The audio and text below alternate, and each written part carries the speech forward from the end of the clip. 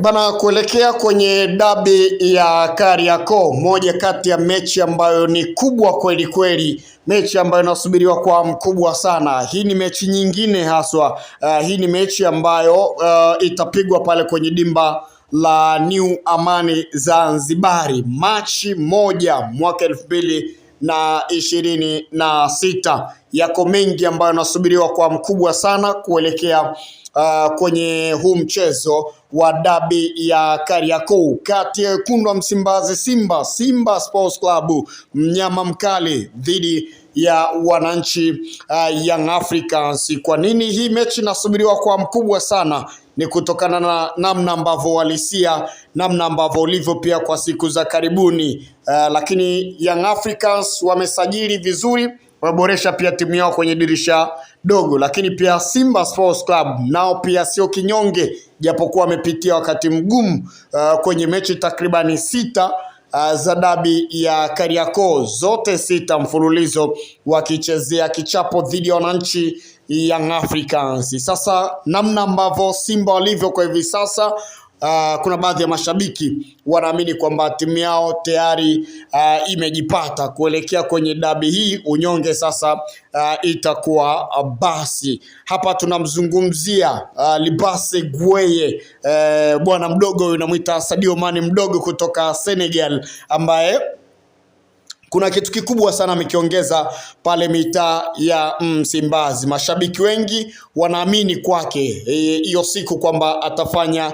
jambo kubwa pale kwenye lile dimba la New Amani Zanzibari. Lakini pia usajili wa Anicet Aura, raia wa Ivory Coast, mwamba kabisa, moja kati ya mchezaji ambaye ana uwezo wa kumiliki mpira vizuri, ana uwezo pia wa kupiga mashuti ya mbali, ana uwezo pia wa kupiga V-pass kwenye eneo la box, ana uwezo pia wa kufunga, ana uwezo wa kutengeneza assist, anapiga zile pasi nzuri za kuvunja mistari. Moja kati ya kiungo mshambuliaji bora na winga wa pembeni ambaye amesajiliwa pia kwenye dirisha dogo hapa mitaa ya Msimbazi. Uwezo wake mkubwa, mashabiki wa timu wanaamini kwamba kuna kitu kikubwa amekwenda kukiongeza kwenye timu, kwa maana kwamba usajili wa Libase Gueye, namna ambavyo anapiga zile nje ya box, nje ya 18, wanaamini kwamba mchezaji mzuri na hatari ni yule anayepiga nje ya 18, si ambaye anaingia ndani ya box. Sasa hizi kazi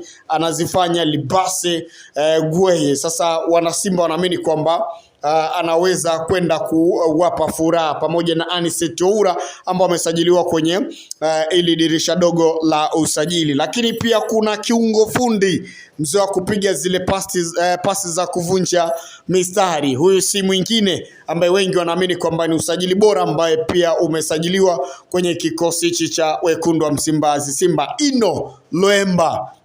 Moja kati ya kiungo fundi kweli kweli, wanaamini kwamba siku ya tarehe 1 mwezi wa 3 ana uwezo pia kupeleka maafa pale mitaa ya Jangwani.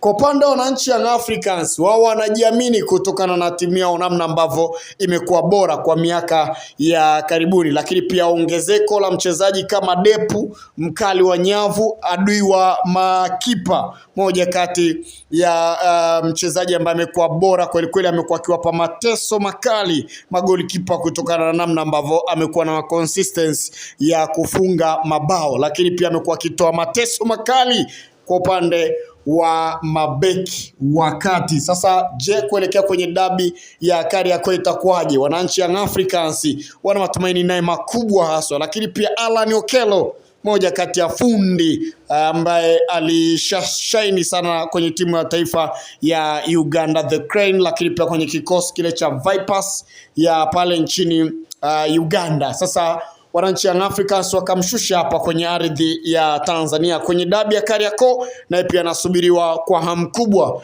kwenda kupeleka kilio pale kwa golikipa wa Simba bwana Kasali, ambaye naye ni moja kati ya golikipa mzuri ambaye anaonekana anafanya saving vizuri. Je, zile za kupigwa za nje ya 18 Kasali atafanikiwa kuweza kuondoa hizi za Alan Okello? Lakini pia je, zile za Djigui Diarra savings zake, atafanikiwa kuweza kuondoa yale mashuti ya nje ya 18 ya Libase Gueye bana. Hii ni dabi moja fulani hivi ambayo kila mtu anasubiri kwa mkubwa kuweza kuona itakuwaje, nani ambaye anakwenda kupata matokeo sahihi. Lakini kwa upande wa wananchi Young Africans, baada ya kupata taarifa kwamba Kibu Mkandaji ameondoka pale mitaa ya Msimbazi na tayari ametambulishwa kwenye kikosi cha Al Nassr ya Libya bana, wao kwamba ni kama furaha kwao, wamehema na kupata furaha kutokana na namna ambavyo Kibu Mkandaji amekuwa akiwapa mateso makali kweli kweli, namna ambavyo amekuwa mkandaji haswa anapokuwa anakutana na wananchi Young Africans, lakini amekuwa na mechi bora akikutana na wananchi Young Africans. Sasa ni moja kati ya mchezaji ambaye kwa upande wa wananchi Young Africans kuondoka kwa Kibu Denis wanaona kwamba kuelekea kwenye hii dabi pana ahueni. Sasa watasubiri kuweza kuona hii kasi nyingine ya huyu bwana mdogo Libase Gueye, labda naye anaweza akawa na hatari kama Kibu Denis ama la. Ni jambo ambalo la kusubiri pia kuweza kuona. Lakini pia Simba na wakati mgumu sana. Pedro Pacome bado yupo mwamba kabisa, moja kati ya mchezaji ambaye amekuwa ni hatari sana kwenye namna ya kuamua mechi kubwa, mechi ngumu. Na kumbuka kwenye mechi ya mwisho aliwaweka, kelele ikawa nyingi kweli kweli, ametenda madhambi kwenye eneo la box, mambo yakawa ni mengi, wengine wakazungumza ni offside, lakini faulu ambayo alikuwa ameicheza kwenye eneo la boksi ndio kelele zikaendelea kubaki, lakini ndio tayari alikuwa ameshaweka, ambayo ilikuwa ni kwenye ufunguzi wa ngao ya jamii katika msimu wa mwaka 2025-26. Sasa wengi wanajiuliza kwenye dabi ya Kariakoo, Pedro Pacome ataendelea kuwaliza wekundu wa Msimbazi Simba ama itakuwa vipi? Moja kati ya mechi ambayo inajaribu kutazama pia kwenye eneo la kiungo, itakuwaje, namna ambavyo Simba ameboresha kwenye eneo la viungo, lakini pia namna ambavyo Young Africans baada ya kumleta pale